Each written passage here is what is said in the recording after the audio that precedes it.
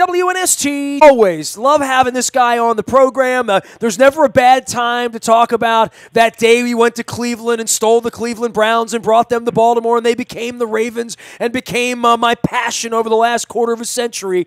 We welcome John Moag back onto the program. We don't get together often enough, but John, I am wearing my ho-ho purple Santa hat here on video on our Facebook Live and our YouTube, and 'tis the season. But, you know I'm writing about this ghost of Baltimore football past, which that's what the Colts represent. They're coming to town this week. I find that to be poignant. I also find it poignant that I began my Monday morning on a 5:55 a.m. flight at one Cleveland Hopkins International Airport, where once upon a time you got on a plane with Art and David Modell and brought us a football team. So it all kind of comes full circle. But first off, how are you? How you feeling? Give me a little update on you personally, because you don't come around here as often as I'd like you to.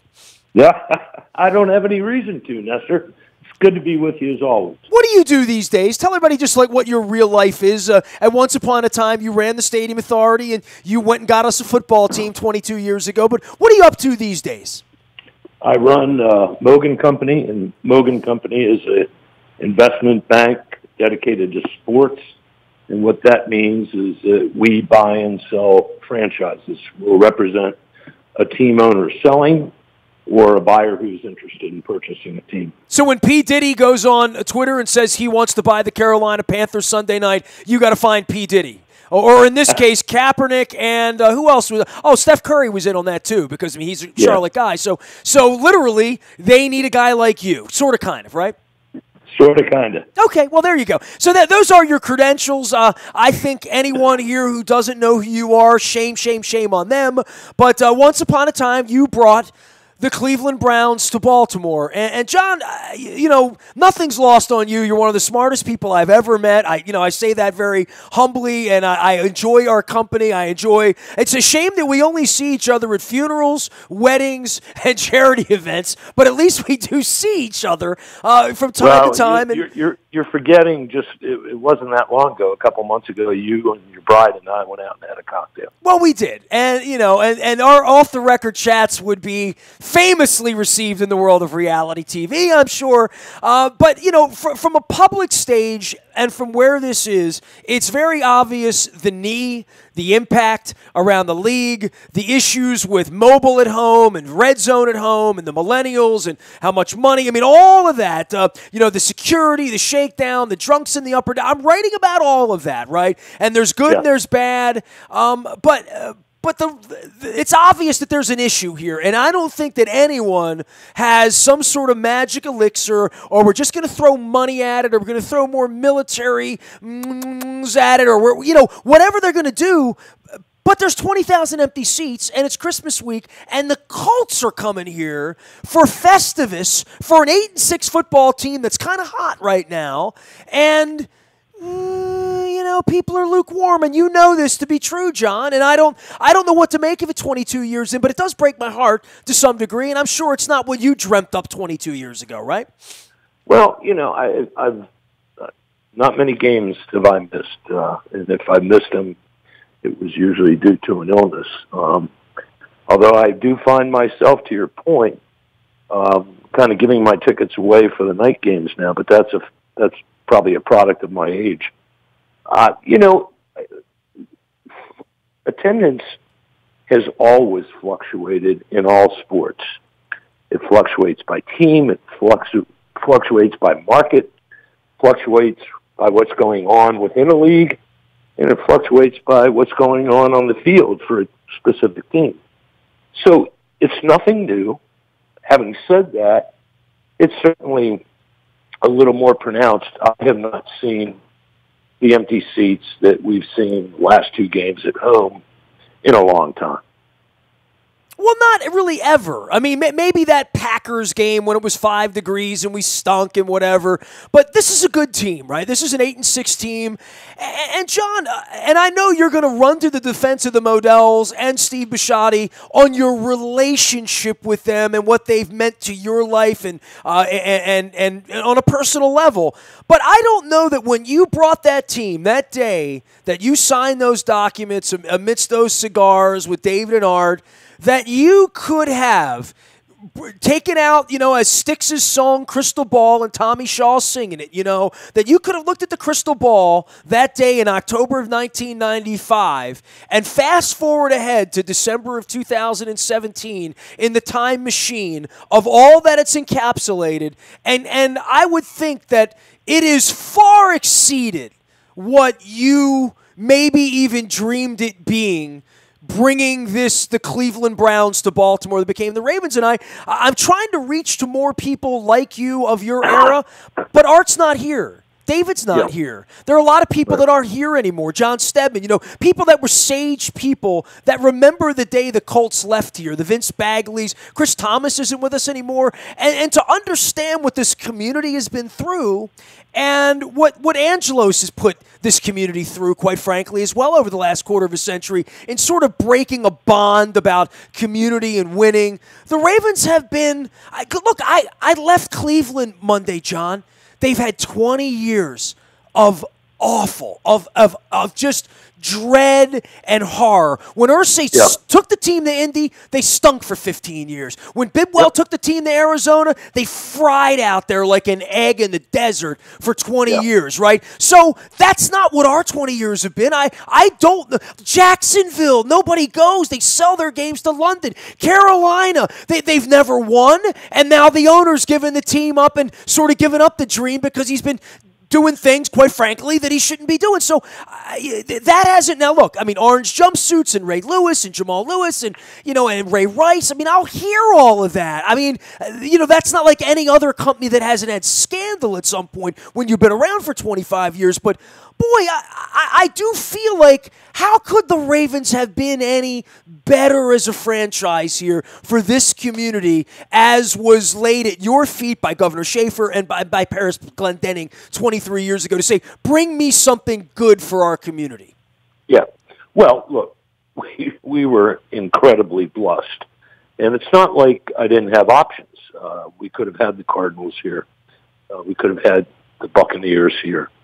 Luckily, I had an option of an owner who was totally dedicated to football. Having said that, it's not lost on me that the final years of the Colts being in Baltimore were pretty miserable. Nobody was going to games. He couldn't get a loan from the state for a couple $1 million to put in new escalators. And the fans hated him.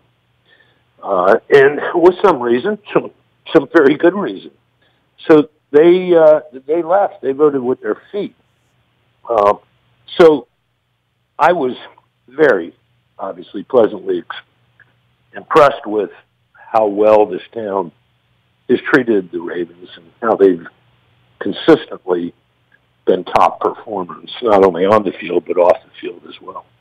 Well, and then there are the empty seats now, John. And the weird part, and those Colt empty seats, they were real empty seats. They were zero revenue, no one there. Did you go to a lot of those games? Where were you at that point in your life in 79, 80, 80? When the world took a turn, because I certainly did, but my dad didn't want to go. My dad sent me as a 13, 14-year-old kid. When the Cardinals played, I wanted to go see Jim Hart play, and my dad didn't want to go, and I bought a ticket as a 13, 14-year-old kid and took the bus out there alone because my dad just thought it smelled. And I thought it's the Colts. You got to go, man. I'm 13. I'm a Colts fan. I'm an Oriole fan. They're playing.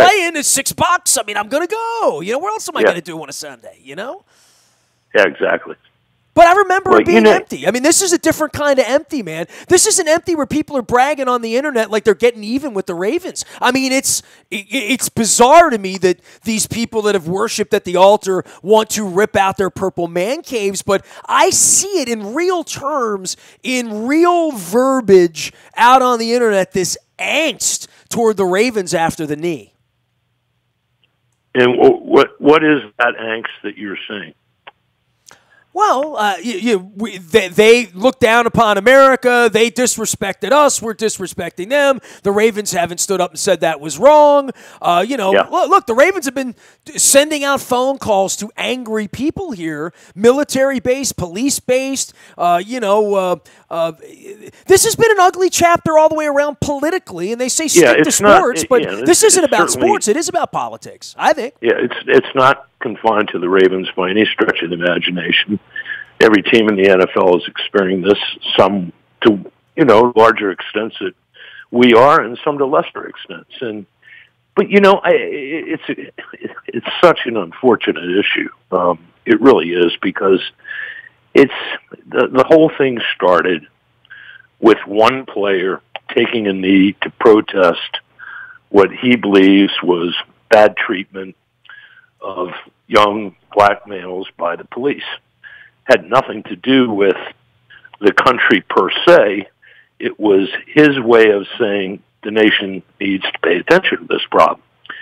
Well, that then became translated into anti-American. That I don't think was ever his intention, nor was it the intention of the players who joined him, and then ultimately the owners as well, who joined after Trump kind of poked him in the eye. Well, it was Kaepernick's pal, who was a military and Afghanistan a veteran, who said by taking a knee, that would indicate prayer, would indicate humility, literally. Yes. I mean, I do a lot of yoga. We call that humble warrior, literally humble. Yep. It begins with humble. But I have not understood the political charge around the right side of this issue, but I know it is really, really been devastating. And I think for the PSLs now and for the offseason, that when these season ticket books go out in February and March,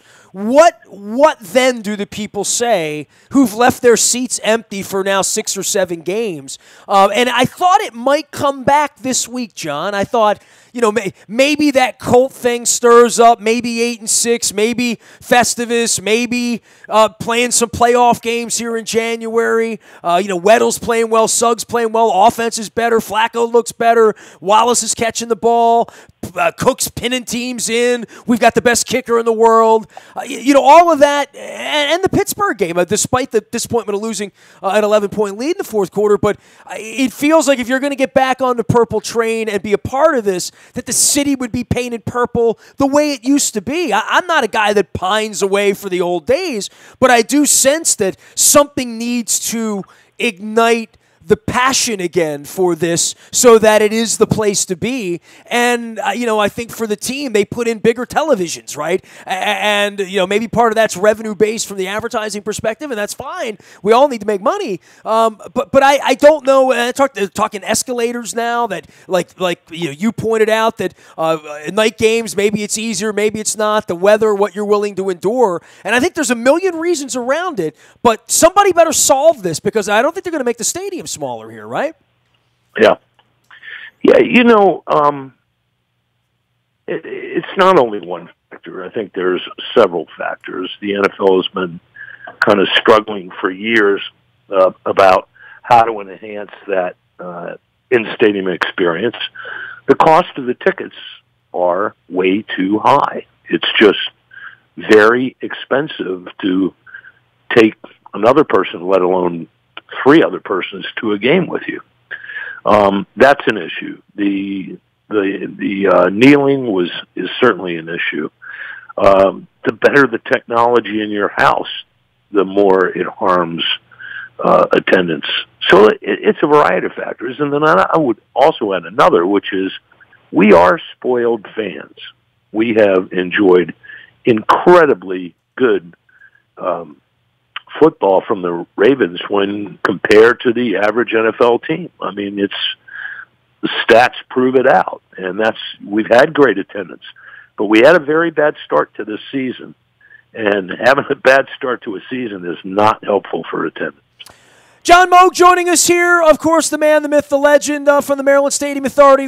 These many years ago, one night in Cleveland, Ohio, brought the Cleveland Browns here that became the Baltimore Ravens. My series is up at WNST.net, The Ghost of Baltimore Football Past, and that would be the Colts coming in this week, and the present, which would be the empty seats, and the future, which, John, I would say we would all agree is sort of kind of unknown, right? In a world where St. Louis doesn't have a team anymore, San Diego doesn't have a team anymore, Oakland won't have a team, London wants a team, Mexico City would like to have a team. Having seen the London thing with my own eyes over there and being a part of that and seeing that thing come to life 10 weeks ago, I think it won't be long. I think there's enough money there that you follow that. But Goodell getting the $200 million deal and the planes for life and all of those niceties at a time when, boy, there's a lot on his plate. I know he gets paid a lot, but, his job is not easy. You would at least make that case for him, right? Yeah, I would say his job is not easy at all, number one. Number two, the issue of compensation, he definitely is being compensated on par with his colleagues in kind of the sports and entertainment industry. And you need to remember that unlike executives at large public companies or even large privately held companies, they have stock that inures to their benefit and appreciates over time. So Rodgers not getting a stock package. He can only be compensated with cash. He's never going to own a part of the NFL. So I think that certainly helps to explain why his compensation is where it is. Is there concern at the top end of this thing as Jerry Richardson checks out and gets the check and cashes in up at the casino wall after, you've been at it that long? I mean, you saw him come in and get that expansion team for Charlotte that we coveted, and, of course, Wayne Weaver's been out for a number of years now, the shoe magnet down in Jacksonville. Art has left us. Steve is here now. I mean, we're already into another generation and a whole, as you had pointed out, just in the digital era, a whole different level of what the game of football is. It moved so greatly during Art's era from being something played on a field where they sold hot dogs and beer to something that appeared on television and changed television and the Super Bowl and all of that. That's now an international thing.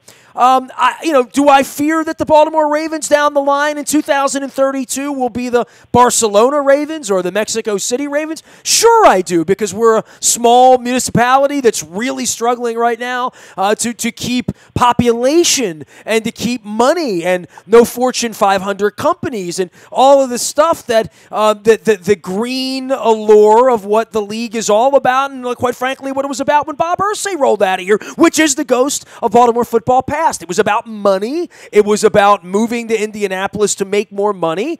And there is a ceiling in Baltimore for how much corporate love the Ravens can get. That's just a financial reality when you squeeze a team in between Washington and Philadelphia. Yeah. No, you're right.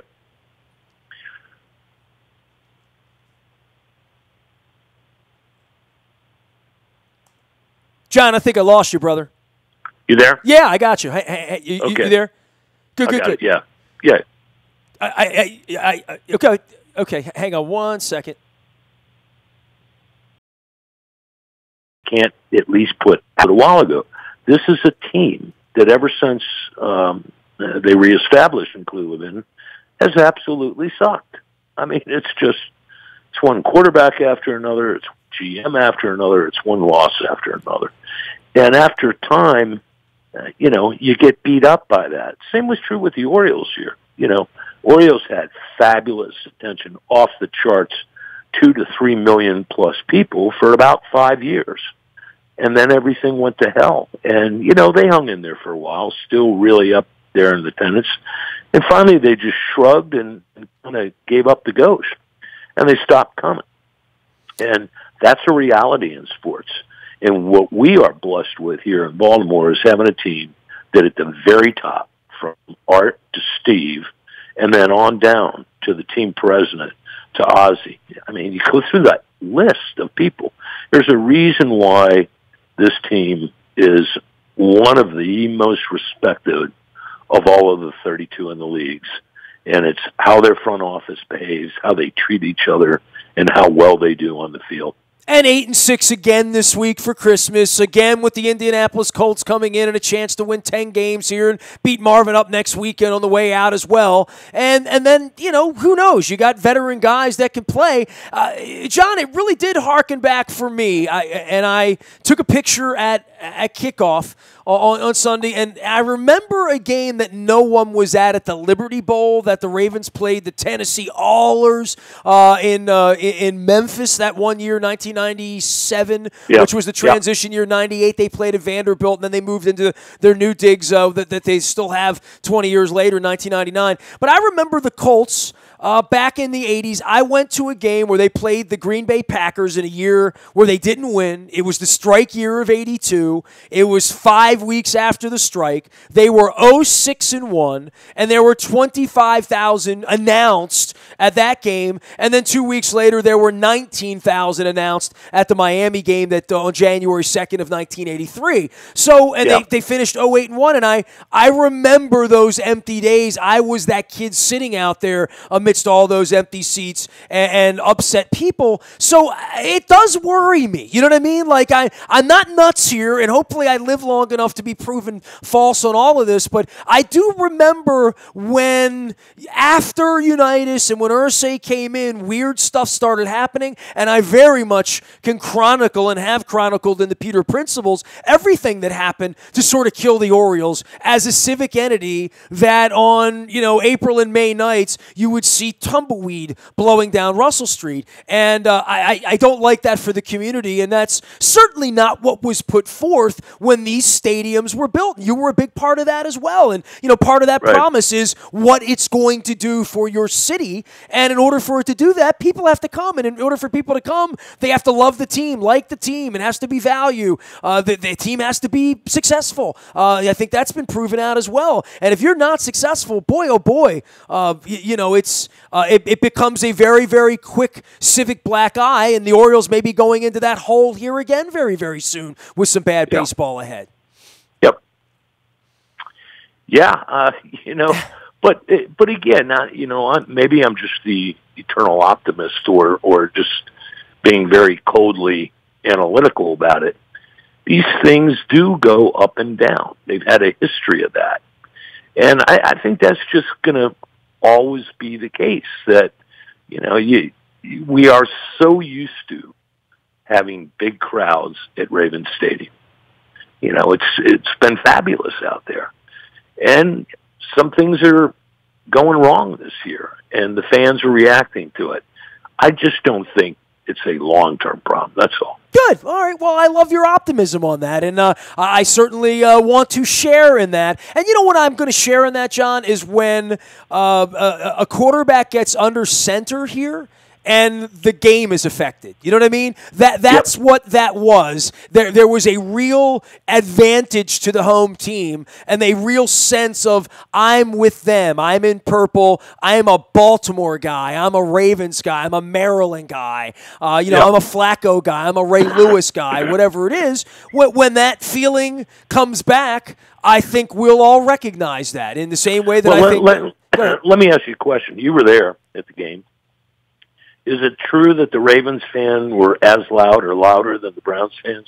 Oh, sure. Yeah, I mean, look, man, the Browns fans that are out there on a 22-degree day to see an 0-13 team, literally, they're and I witnessed this, John, in front of me, because I saw the people. There weren't many people there. I mean, there really weren't. So you could study the people that were there, and you're like, I literally looked at them, and I thought to myself, what are you doing here? And you know what? They were making fun of the team, like in no sort of we got tickets and it's our Sunday and I like going to the game with my cousin and I like tailgating and the weather's not too bad and what the hell else am I going to do and it's the last game of the year and I got tickets so I'll bundle up and go down there. But they didn't come down like expecting to see the Browns win. I'm just being honest. Right. I mean, they were there kind of sort of the same reason people go to Orioles games, because it's orange and there's beer served, and it's kind of what they do. I mean, there are going to be plenty of people going to Oriole games, sitting out in the outfield, drinking beer in that orange hut out there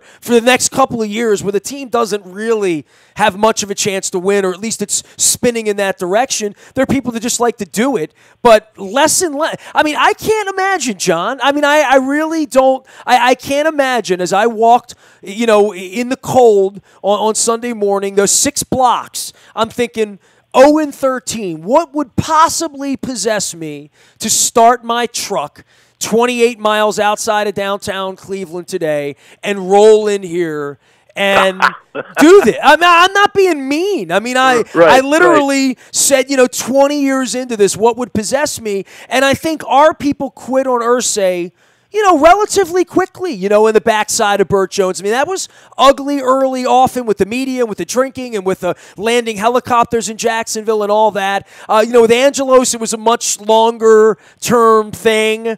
And this is the first crack, I think, after the Ray Rice punch, between that and the knee, where people don't have the same taste for it. And I don't know that winning, or how they're going to win, or what transcendent player is going to do the new Ray squirrel dance that is going to incite people. But, they do a lot of winning around here. They really do. To your point, it's a class organization all the way through. And to my point, rhetorically, I'm asking everyone, what do they owe you? I mean, I don't know what you expect from your sports franchise, right, in 2018 as a paying customer, or as someone with a purple hat and who once went on a road trip and owns a hat and loves the Ravens in that way, but you don't go to the games, and there's 500,000 people out there like that. But why don't they want to sit in those seats for $20 or for free on these cold days? That's, I guess, what I'm trying to